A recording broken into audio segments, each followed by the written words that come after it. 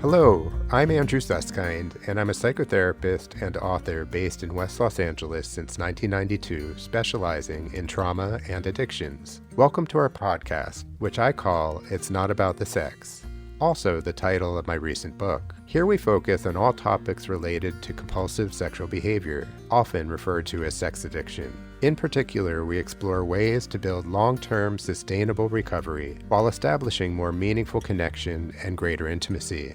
Our intention is to offer fresh viewpoints, brand new perspectives, and practical user-friendly tools toward living a more deeply connected life. Let's get started. Hi, Sue. Hey, Andrew, how are you? I am good. How are you? I'm doing great. I am excited to be halfway through this year. Oh my gosh, is it already? It's beyond halfway through. That's crazy. Yeah, I never really noticed like what the halfway through a year was before. I have this calendar now. I cross the months off, and I was like, oh, this is the halfway. That would do it. You've got that visual to tell you we are more than halfway through.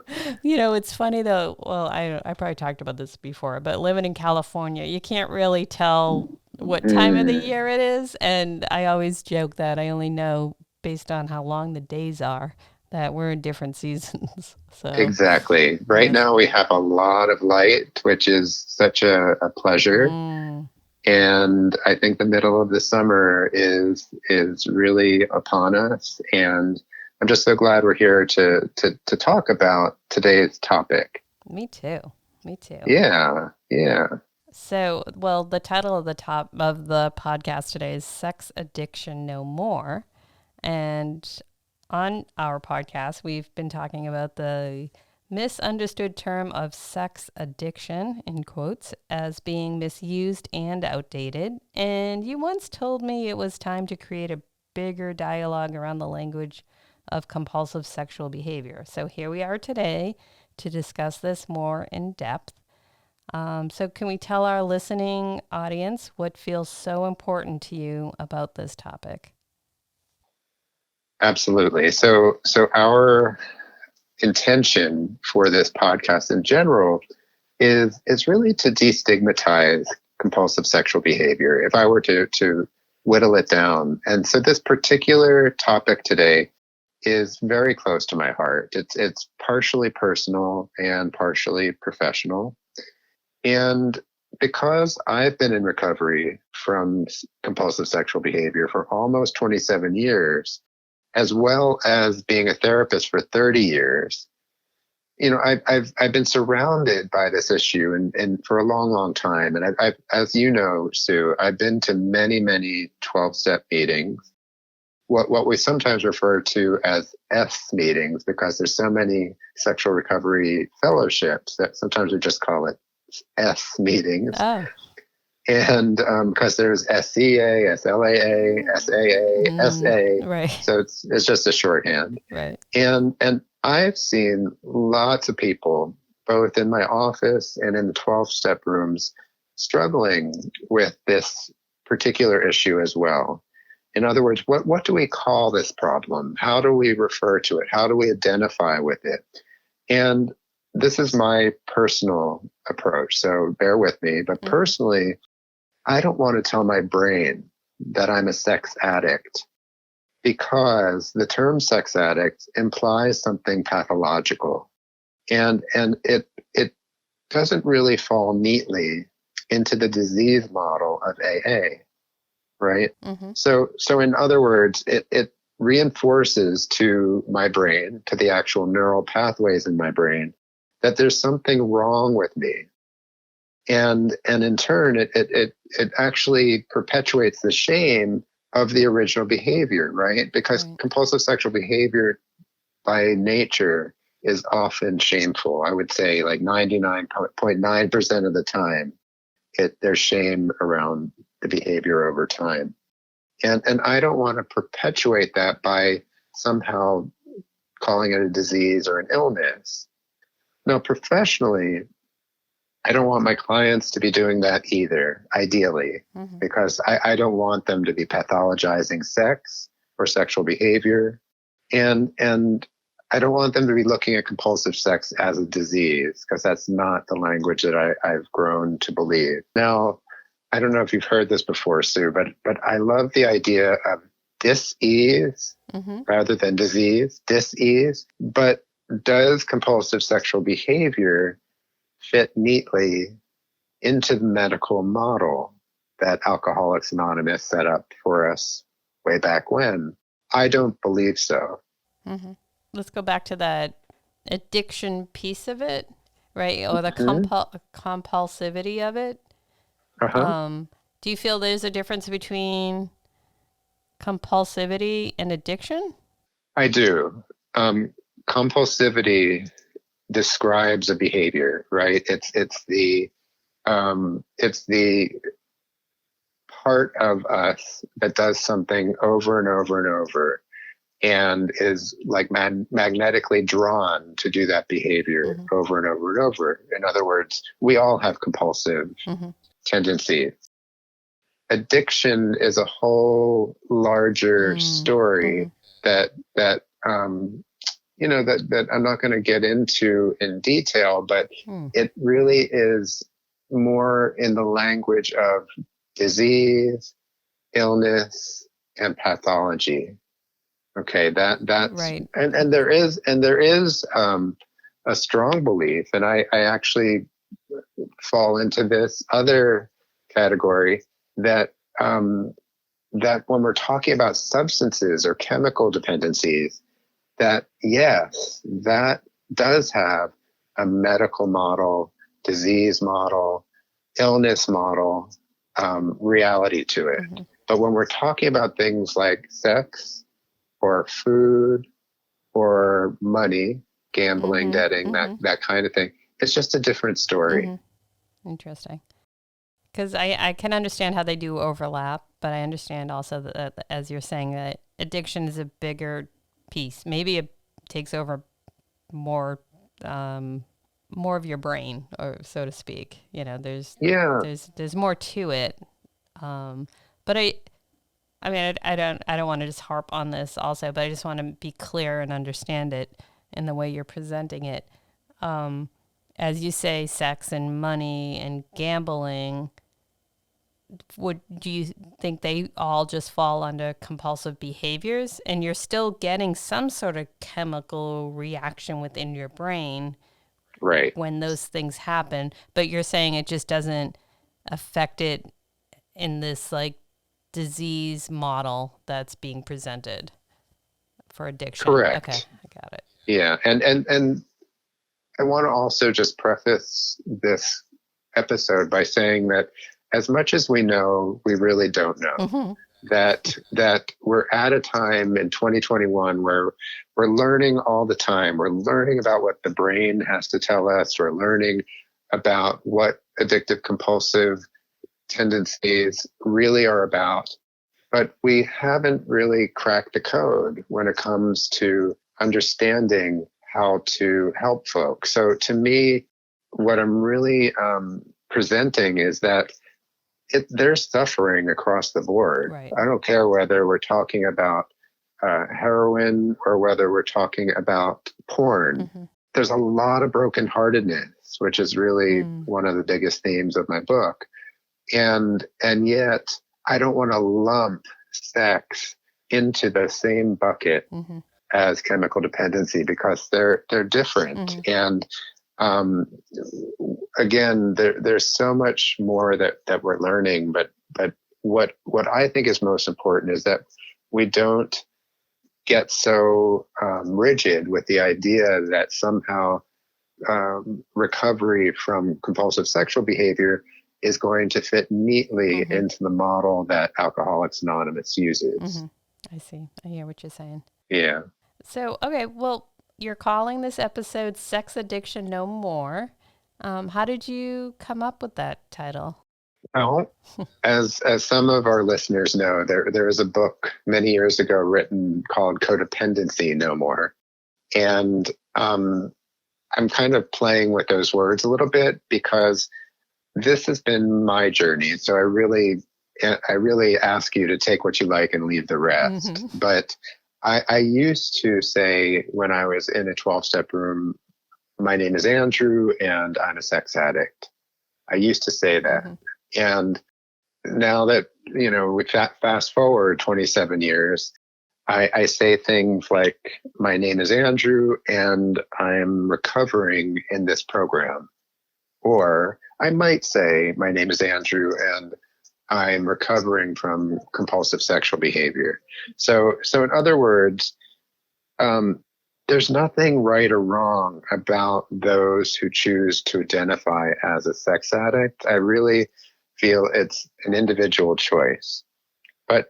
But I want my clients, I want my program friends to really make an informed decision, right? To really consider the options and decide what is the message they want to share literally with their brain, because our brains are listening. Right. And so that's the part that I think we know is, do I want to perpetuate this idea that somehow I'm an addict, which I don't use that term anymore, or do I want to talk about being a recovering person, a healing person? So have you sensed or noticed anybody hearing your message and actually making the same changes as you are, as identifying as someone who is recovering? Yes and no. Yeah. I think it's very slow because it's the norm to say, hi, I'm Andrew and I'm an alcoholic, for instance, right? That's kind of the gold standard at AA. You identify as, I'm Sue and I'm an alcoholic. So all the other programs have really followed in similar ways. And so some old timers in my programs will say things like, I'm David and I'm a recovering sexual compulsive. So they'll stick in that word recovering because they I don't know if they realize they're doing this, but they're really reminding themselves that they're not still actively in their compulsive ways, that they're actively recovering. And so it's slow. I wouldn't say that I would say it's definitely the minority of people that I run into. But little by little, I think there is an understanding and a way of using words and language that's more, in my opinion, more respectful and more descriptive of what's really going on, rather than by rote saying, I'm Andrew and I'm a sex addict. Does that make sense? Oh, absolutely. No, I definitely like to preach that same message, that the more you can change the things that you say out loud that are negative, and put yourself in, identify with what it is that you actually want to be. And, Right. You are identifying at meetings as someone in recovery or recovering. It sounds, like you said, more optimistic. And Right. yeah, so talk a little bit about what the Who did in 2018. Yeah, the Who is a short way of saying the World Health Organization. And before I go into that, I just wanted to just say once again that I want to focus on the recovering part of me rather than the compulsive part of me. And most of our listeners know this, but the term sex addiction has never been accepted as a formal diagnostic description for inclusion in either the Diagnostic and Statistical Manual, which is kind of like the Bible of mental health issues and disorders, or the International Classification of Disorders, which is what the World Health Organization uses. So many people along the way, many folks who really wanted the term sex addiction used in those really worldwide respected books, it just never was something that was agreed upon, that the scientists, the mental health professionals from around the world just didn't feel that it met the criteria for something that they wanted to include, which is the segue to the World Health Organization. So a few years ago, it was either 2018 or 2019, I believe, they actually decided to include what they call compulsive sexual behavior disorder in their book, the International Classification of Diseases. Now, the World Health Organization is very much about pathology and disease, and is an international, collaboration of various types of mental health professionals and medical professionals in general. So this was an absolute turning point, because here, this big organization, highly respected organization, said that compulsive sexual behavior is going to be included. Now, I'm not completely in agreement with the word disorder, but I do see this decision as progress. And what it does when they do validate something of this nature is it helps us get more treatment, more resources to all of those individuals worldwide who still suffer. So it's a huge opportunity to get resources to folks who have difficulties out there with compulsive sex. And ultimately, to me, that's really what counts, right? Oh, so yeah. So legitimizing this diagnosis, as they choose to call it, or to identify this as a verifiable problem that really requires further research. So it opens doors for grants and for different opportunities for researching this particular issue.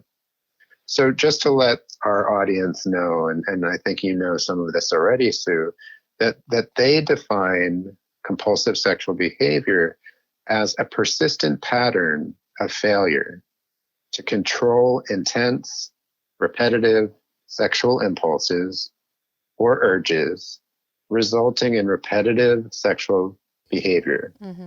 Okay, let me repeat that. It's a persistent pattern of failure to control intense, repetitive sexual impulses or urges, resulting in repetitive sexual behavior. So that's really we're talking about many, many brilliant people that came together to validate and describe what that is. And if you notice, it's really not it doesn't pathologize it. No, it really right. talks about the behavior itself, which I was so pleased to see. Yeah. No, I didn't realize how it was defined, and yeah, that makes a lot of sense. Mm-hmm. And it speaks to being stuck, and Mm-hmm. and then being able to help people out of that. Yes. It's amazing that they're opening that up, and people can now say, okay, this is what this is. This is what I have. Yeah. Exactly. That's great. Right. Yeah, it normalizes it. It takes some of the stigma away. I like that. So let's go back to the late 70s. Mm-hmm. I understand the term sex addiction goes back to the late 70s, when several of the so-called sex addiction 12-step fellowships were developed. And those are what you had mentioned before as the S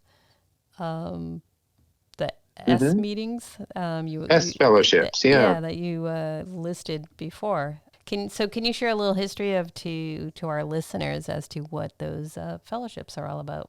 So I wanted to share just a brief history so we could put this all in context. So you might know that Alcoholics Anonymous is the oldest 12-step fellowship. It was founded in 1935. So it's been around for a long, long time, right? We're talking where 65, 80, 86 years or so, right? Mm-hmm. So it's like the granddaddy or the grandmommy of all 12-step fellowships. But in the 70s is when the S fellowships emerged. So back in 1976, Sex and Love Addicts Anonymous came into being. In 1977, Sex Addicts Anonymous came into being. Okay. In 1979, Sexaholics Anonymous came into being. And lastly, in 1981, Sexual Compulsives Anonymous was founded. Oh, okay. So without going into all of the differences among them, my understanding is that at first, they actually didn't know about each other. And the reason they didn't know about each other is because it was very stigmatized and a lot of hush-hush around what it meant to be dealing with this problem. And then these four fellowships have all prospered because there's so much need for support in this area. Mm-hmm. And yet we're talking only 45 years ago since these fellowships came to be. Wow. And so I just wanted to mention that because that's really the backdrop of where we are today, that we're still learning and we're still growing and we're still trying to understand how to best address these issues, whether it be in clinical ways, in therapy, et cetera, Mm-hmm. or whether it be in the 12-step rooms. We're all still learning together. Mm-hmm. So, do you know, how did the term sex addiction become the primary way of describing this behavior? Well, I don't know the actual first time it was used, but I do know when it became popularized. Dr. Patrick Carnes is considered to be the pioneer in this field, and he wrote his first book, Out of the Shadows, Understanding Sexual Addiction, in 1983. So that was a breakthrough bestseller because he wrote about something that was affecting so many people and just wasn't being talked about in wide circles at the time. And it's actually a really excellent book, which sometimes I still recommend to clients today, even though it has more of a sex addiction focus, and that's the words he uses. Mm-hmm. But what's most important is that as a result of this book, and as a result of how much the 12-step fellowships have grown, the term sex addiction became very popular and part of the language of not only addiction recovery, but popular culture. Now, the only problem with this, going back to what we're sharing today, is that compulsive sexual behavior doesn't fit neatly into the 12-step model of AA. Mm-hmm. And like I keep saying, because we need to integrate sex and intimacy, our relationship with food, our relationship with money into our lives in healthier ways. It's not like just putting the plug in the jug. It's a whole different story. Yeah, interesting. It's true. They should be all meshed in part of our lives. I never thought about it that way when you just said that. It's like, yeah, don't exclude them, just include them, Yeah. but in healthy Yeah. ways. One of the, just to expand on that, when I first went to, at the time, SCA, I heard this idea that one of the goals of being in the 12-step program was to integrate sex and intimacy into my life as a healthier element. Yeah. To integrate sex and intimacy into my life as a healthier element. It wasn't about being, some kind of a monk up on a mountain in Tibet. It wasn't about being abstinent for extended periods of time or for the rest of my life. It was really about integrating these what I consider to reclaim my birthright in a way that really works best for me. So that's. And I bet you that's a good feeling to have. Yeah. You know, when you know you can set up boundaries and, and still have it be a part of who you are, but just in a healthy Exactly. way. Yeah. Yeah. Cool.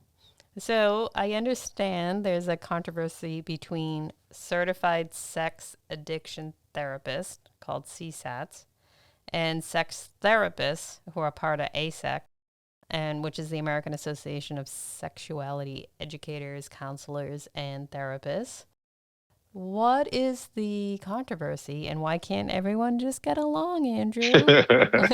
We all want people to I get better. know, I know. I think from the time I was a kid, I wanted everybody to get along. Yeah. Well, the truth is that there's a lot of strong opinions Mm-hmm. and a lot of conviction about what's right or wrong. And it's funny, Sue, because as you know, I'm not formally affiliated with either side, Mm-hmm. right? And instead, I do believe that both sides have something important to say. And I have colleagues who are trained in both ways, CSATs and sex therapists. So I guess in a way that makes me kind of like Switzerland, Right, neutral. exactly. I mean, I'd like to think of Switzerland as neutral but solid, that Mm-hmm. that I get to stand clear, that I'm not necessarily going to be swayed in one way or the other, but that I believe there may be important points to both, right? Mm-hmm. So Mm-hmm. here's an example for you. You and I both know Patty Britton. Patty is a very seasoned sex coach and sexuality expert. And I used to teach a module in her class. She taught human sexuality for many, many years. And she asked me to come in and talk about compulsive sexual behavior and assessing compulsive sexual behavior to her students. And I loved the opportunity because she comes from a very particular approach and model of what sex is all about, extremely sex positive. And I came in and talked about something that, was a little different language and a little different take on things. So that was a really good example of where we kind of blended our specialties, right? Mm-hmm. And along the same lines, I also highly respect Alex Katahakis, who developed the Center for Healthy Sex here in Los Angeles. And Alex has a lot of different trainings and parts of her expertise, but she's also a CSAT and comes from that background. So, Patty and Alex and I are all close colleagues. Luckily, we all get along. Mm-hmm. We don't, we may disagree on certain points, but we believe that we each have something to offer. So it's not always about sides, but there are really, really strong convictions and different camps out there. Okay.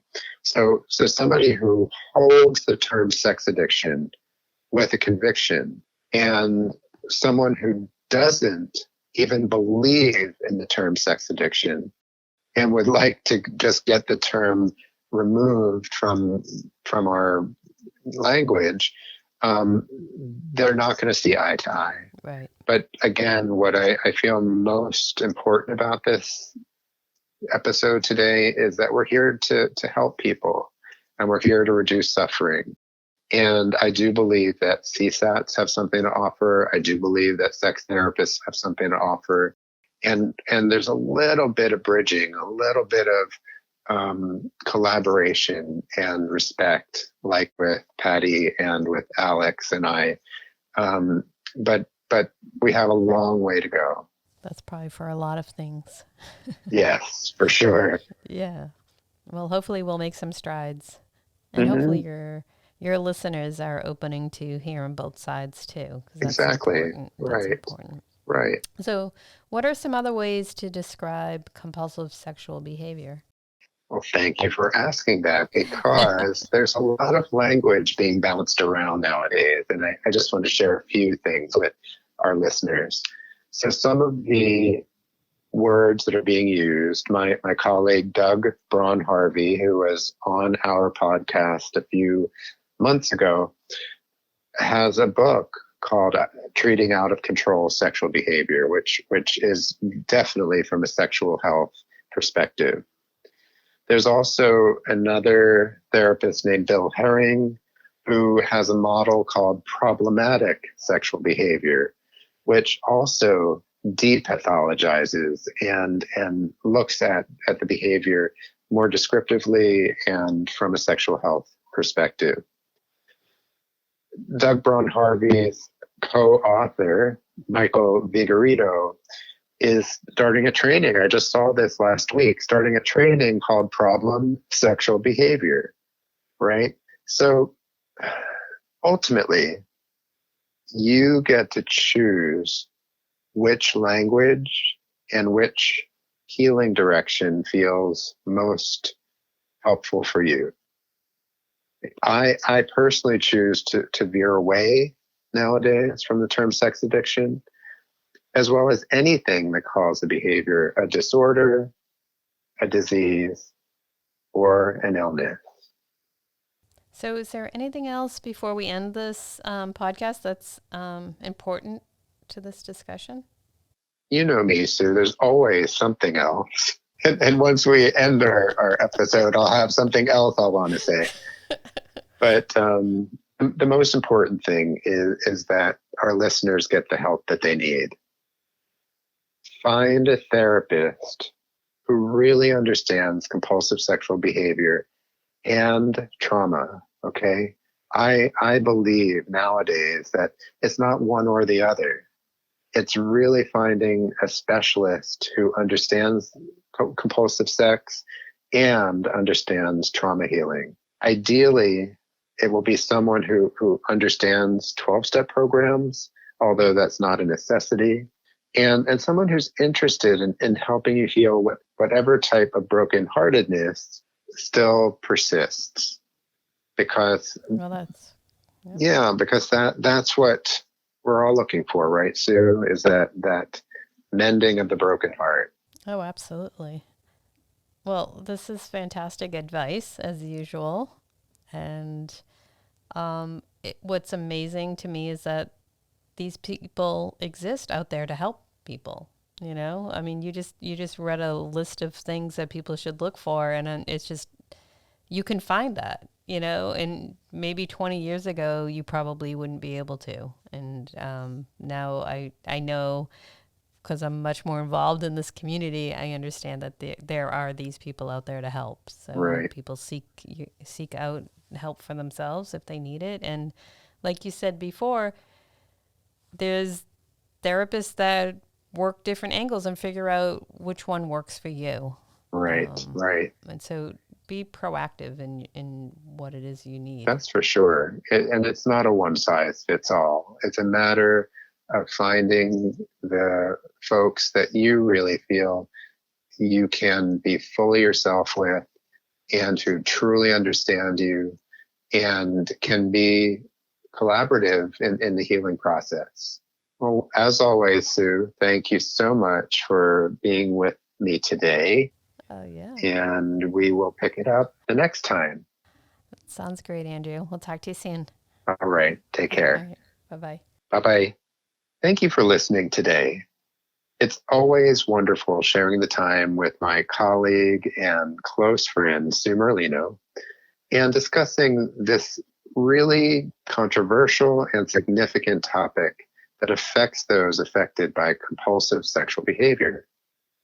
Be sure to give us a 5-star rating on iTunes, or please share our podcast on Spotify. And if there are any topics you would like us to discuss in the future, just let us know. I look forward to you joining us on future podcasts, and thanks again for being with us today.